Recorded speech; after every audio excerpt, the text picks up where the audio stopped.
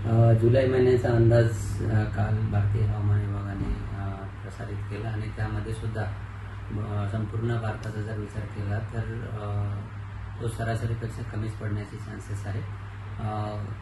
Western Himalayan region म्हणजे जम्मू काश्मीर, लडाख, त्याचबरोबर ईस्टर्नचा जर भाग बघितला तर अरुणाचल प्रदेश किंवा नॉर्थ ईस्ट इंडियाचा काही भाग, त्याचबरोबर आंध्र प्रदेश, तेलंगणाचा काही भाग जर सोडला तर उर्वरित भारतामध्ये यावर्षीचा जुलैचा जो पाऊस आहे तो सरासरीपेक्षा कमीच पडण्याचे चान्सेस आहे।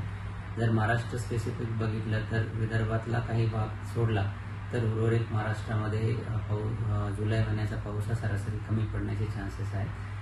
पण महत्त्वाची आणि इम्पॉर्टंट गोष्ट म्हणजे येणाऱ्या एक आठवडा किंवा 5-7 दिवस महाराष्ट्रातील बहुतांश ठिकाणी चांगला पाऊस पडण्याची शक्यता आहे आणि त्याचं मुख्य कारण म्हणजे बंगालच्या उपसागरामध्ये एक कमी दाबाचं क्षेत्र तयार होतं आहे आणि ह्या 5-7 दिवसानंतर पावसाचं कसं असेल ते आपण मॉनिटर करून सांगूच, परंतु ओव्हरऑल जर पूर्ण जुलै बघितला तर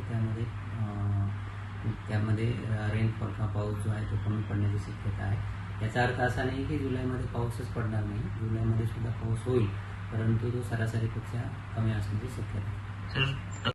राईट, जसं मी सांगितलं की मागील 24 ते 48 तासांमध्ये बऱ्याच ठिकाणी पाऊस पडताना दिसतो।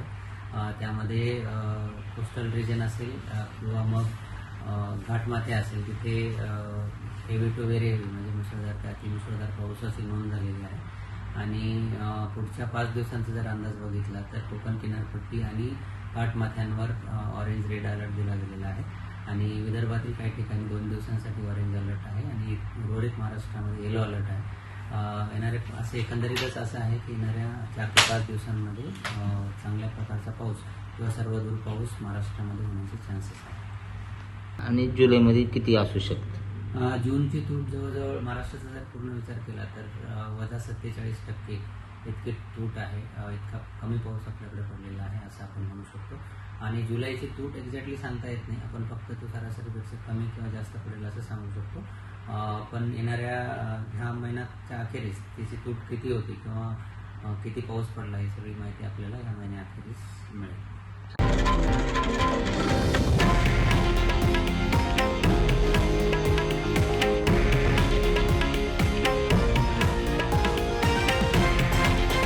हे आहे देशातील नंबर 1 न्यूज नेटवर्क आणि आपण पाहत आहात TV9 मराठी, एकमेव।